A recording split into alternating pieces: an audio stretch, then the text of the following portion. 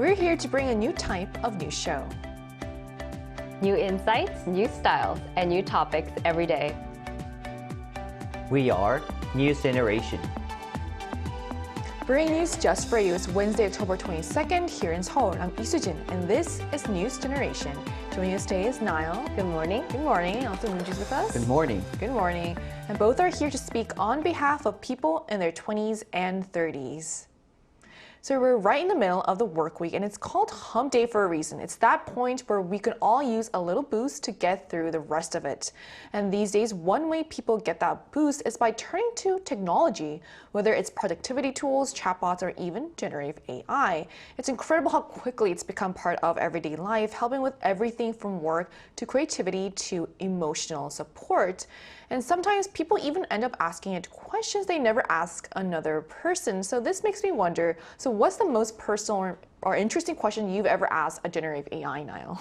You know, I use AI for so many different things, but I started using it in, like you mentioned, in some emotional support way. I ask it to analyze different situations that I'm in, why I'm so angry at this one person and how I should manage that anger.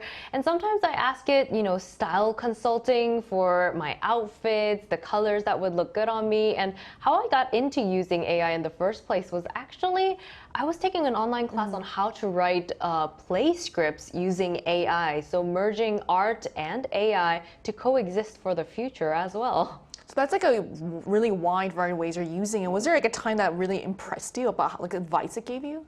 I think it's just very good at organizing my scramble of thoughts and then putting it into order and saying, okay, this is what you're feeling right now, and this is what you want to do. We understand that. A healthy alternative would be this and this. So the organization aspect of it, I was very impressed. So what about you, Moonju? Yeah, I do use it daily. I often ask AI on my phone about the weather when before heading out, or use it to, you know, better understand a topic of my broadcast items when it's something's not really clear for me.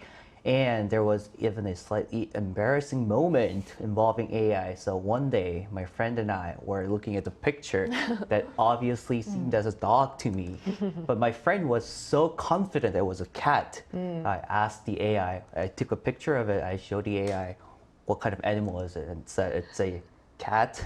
So since that moment, I just decided and learned not to trust myself too much on animal identification maybe. Yeah, it was so embarrassing. I was so confident it was a dog, but apparently it was a cat. Not to put you on the spot, but it's kind of hard to mistake a cat for a dog, vice versa. So what happened with that? Like what kind of animal, what was it? All right, so the type was Sphinx. Oh, I see. But you know, it doesn't have a far, and it really seemed like a bulldog to me. Oh, I mean, like a very skinny bulldog. Yeah, very skinny. No, just the face is so, like. Oh, I see. Yeah, so I thought this is definitely bulldogs. I was like, this is dog. As a cat owner, that's crazy to me. I'm sorry to every cat owners, but it really seemed like a bulldog. Just, yeah, I'm sorry. So it's clear that AI is clearing up a lot of misunderstandings and people use it in all sorts of ways. So some people rely on it to boost productivity at work, while others turn to it for almost like a personal therapist or to tell which animal something is. So let's take a look at the screen to find out more.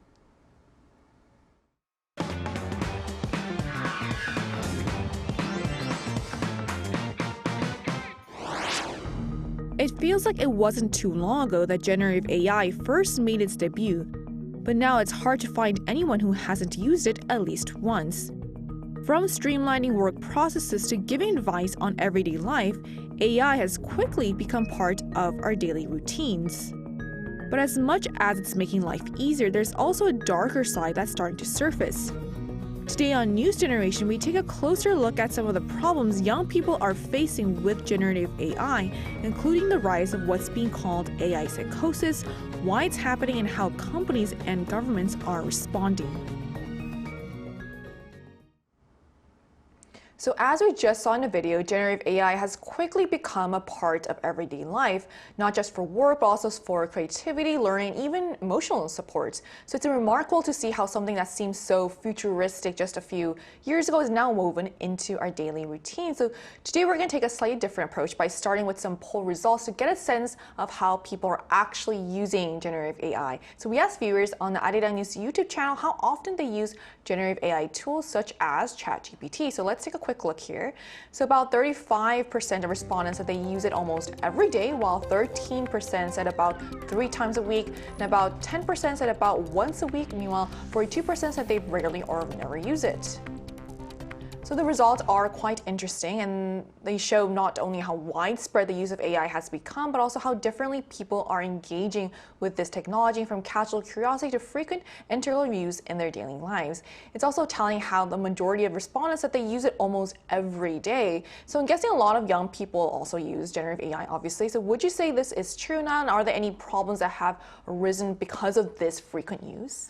Right. According to a survey, 86% of Korean millennials and Gen Zs have used generative AI, showing how widespread it's become. And also in the United States, a survey also found that adults under 30 are much more likely to have used generative AI compared to the older age groups. And while generative AI is becoming common, especially among the younger generation, a new issue called AI psychosis is emerging. AI psychosis refers to emotional instability or delusional thinking that some users experience as they spend longer time talking to generative AI and becoming increasingly dependent on it. So it's clear that generative AI has become part of daily life for the younger generation, but there's also growing concerns about potential risks. And one of the most concerning is what experts are calling AI psychosis. So as use increases, we're beginning to see real-life cases that highlight the dangers of over-reliance on AI. So can you share any examples that illustrate just how serious this can get? Cases where prolonged interaction with generative AI has led to some extreme consequences, Moonju? Yeah, the problem is that AI psychosis has, in some cases, led to life-threatening situations. For example, in the United States, a man who had been using ChatGPT to gather information for a construction project reportedly became delusional, believing he was on a mission to save the world, and eventually attempted to take his own life. More recently, a 16-year-old boy and a 13-year-old girl also became deeply immersed in conversations with chatbots, ultimately receiving harmful guidance from generative AI, which led them to end their lives. Again here, the parents of the 16-year-old boy have since filed a lawsuit against the OpenAI for damages. As similar incidents continue to be reported here, while more companies are developing even more advanced AI, the negative impact of AI has increasingly become a topic of public concern and also for debate. Yeah. So this really shows how powerful the emotional connection between humans and AI can become, especially when users start to rely on it for comfort or validation. And it's also troubling to think that something designed to assist and connect could, in some cases, deepen emotional instability or confusion. So this does raise an important question. So what is it about these AI systems that makes some users so vulnerable to this kind of impact, Niall? Right. I think starting off, the age is a huge thing. Having media literacy is huge as well, but using AI, really, you need to use it with precaution. And according to an analysis by the Institute of Psychiatry at King's College in London, generative AI tends to agree with, mimic, or flatter users without verification in order to maximize the engagement. And this kind of unconditional agreement can reinforce distorted thinking. And additionally, when users believe that AI remembers their personal information, it feels intimate, and it can amplify those beliefs as if they were true and potentially encouraging delusions. So it does sound like the more AI tries to please us, the more it can blur the line between what's real and what's imagined. And if users start to believe that AI remembers or understands them, it's easy to see how emotional independence could develop over time. So it's not just about what AI says, but how it communicates, creating this illusion of understanding and empathy that people start to trust it emotionally. So Moonji, has there been any research that shows how this emotional dependence on AI kind of develops over time? Yeah, there is. So the researchers from the MIT and the OpenAI conducted a study analyzing emotional changes after participants engaged in conversations with AI. They found that the longer people interacted with the AI each day, the more dependent they became on it, while their social interactions decreased and the feelings of loneliness increased. Interestingly, participants who initially engaged in non-personal conversations with AI showed even higher levels of dependence 8 months later. The researchers suggested that as these users experienced the AI's intelligence, during information searches, their growing trust in the system gradually developed into emotional reliance towards the AIs.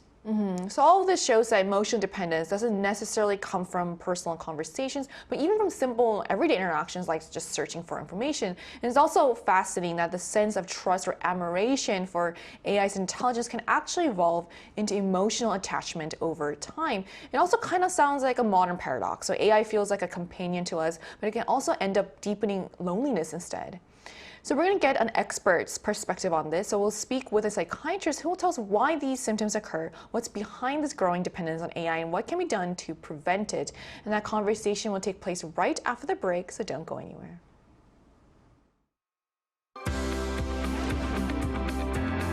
NewsGen wants to hear from you. Go to YouTube and search out channel Arirang News. Click Posts and cast your vote in the poll. Make a new type of news with us.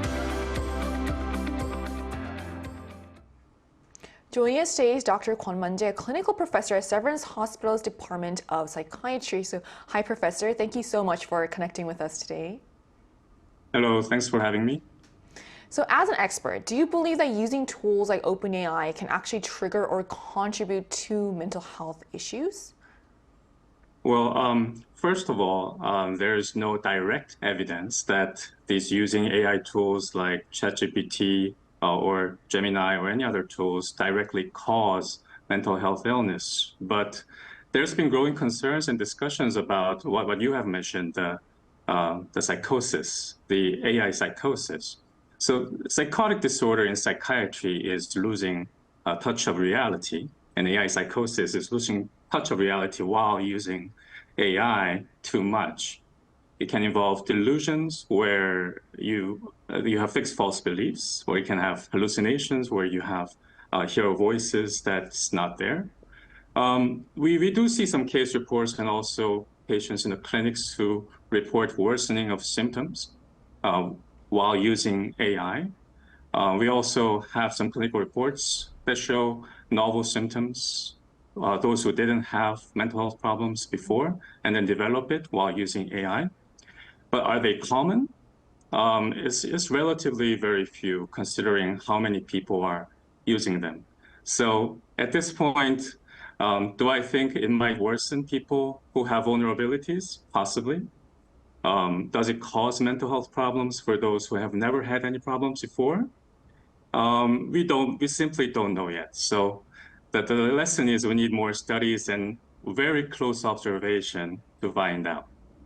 Right. You just mentioned that there could be some correlation. We're not entirely sure yet, but perhaps there's something positive to come out of this as well. And from a psychological perspective, do you think there could be also some positive aspects to using generative AI, perhaps even therapeutic and emotional benefits to talking with it?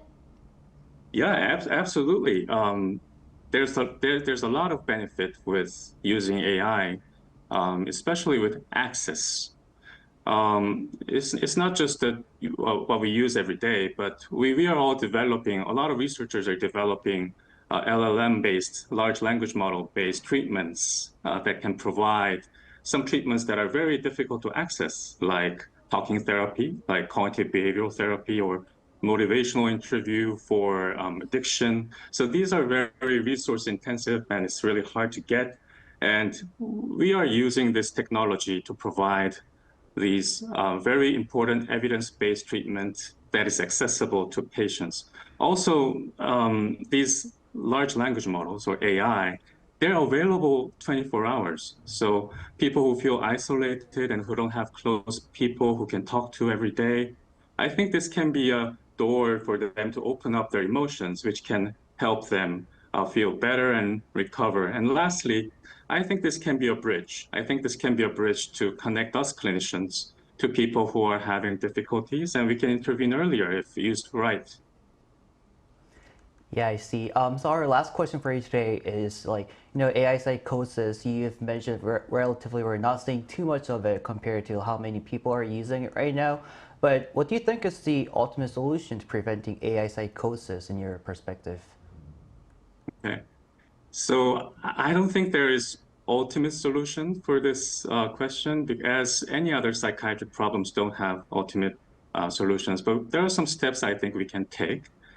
First, as you mentioned, this immersion to this AI is a problem. So moderation and balance is important. So if you find yourself using AI all day and out of proportion to the amount of time you're spending time with real people with real connection, that can be a problem. So that would be something that we need to check to prevent. Also, it's about perspective and it's about how we see AI. So if we see it as a program or code that uses some utterances that resemble human and that can help us create, that help us talk, that would be very helpful. But if we start immersing ourselves and starting to deify and consider these AI as superpowers, super intelligence, or those who have a superior knowledge of things that we need to follow, that is a problem. So that is also a perspective we need to change. And thirdly, we need safeguards from developers as they are working. Finally, our clinicians and family have some roles to play. If we see our patients or close ones spending too much time on AI and relying on them for decisions and kind of cutting themselves off from us or some important ties, then we should be very gently and supportively approaching them to help them gain better, deeper relationship outside of AI. I think you made some a lot of great points here. Like, obviously, it's really helpful that we can use it as a tool, but as long as we remember that we should use it at moderation, I feel like it could be really helpful. And also, we have professionals like you to help us as well. So that's also a great reminder. So thank you so much for joining us today. Thank you. So we just heard from a psychiatrist about how excessive interaction with generative AI can lead to emotional dependence and even distress. But despite these potential side effects, millennials and Gen Zs continue to use generative AI in their daily lives, not just occasionally, but often quite actively. So Niall, what's driving this trend? Why are young people in particular so drawn to using AI even when they're aware of its risks? I think it starts with the fact that this technology is cool, but it's fast and convenient, and you can access information, and it's such a huge benefit of the generative AI. But I personally use it to get a good overview of many different topics. If I have to learn something, having AI to explain something on a basic level and then go into it asking critical questions surrounding the topic, it's been such a helpful way for me to learn. But once you start approaching it in a very emotional way, and like we mentioned earlier, once it feels like it's empathizing with you, you can become a little more emotionally dependent in your conversations with the AI.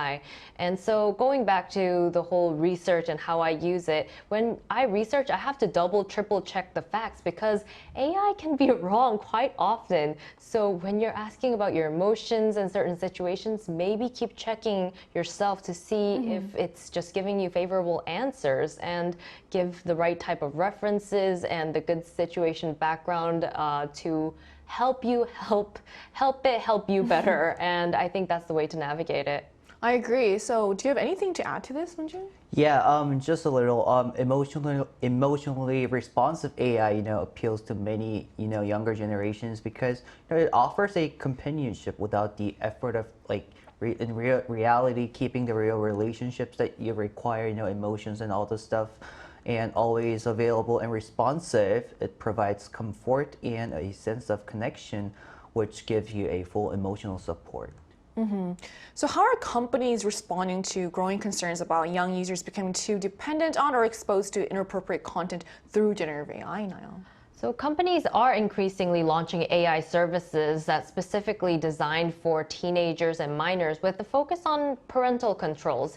And these services allow parents to set a restricted version of ChatGPT, limiting usage time and exposure to certain topics. And so, but there are some critics that argue that the shift places the blame on the incidence of the inattentive parents, and framing this as a strategy to deflect the responsibility from the companies. So maybe we'll have to wait and see how they continue to pan this out.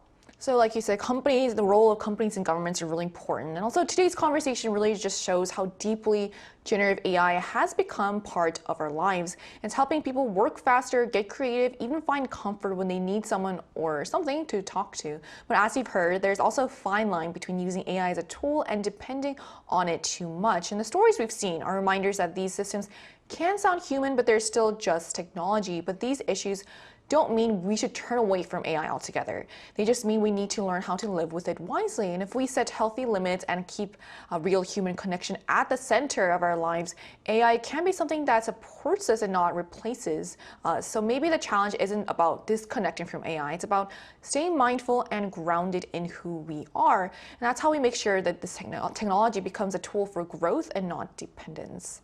So that brings us to the end of today's episode of News Generation. But News Gen will be back tomorrow at 10:30 a.m. Korea time with more stories and discussions. And a big thanks to Niall. No problem. And also Moonju. Thanks for having me Thanks today. for coming in. And to our viewers, thank you so much for tuning in, and we hope you have the best day. We are News Generation.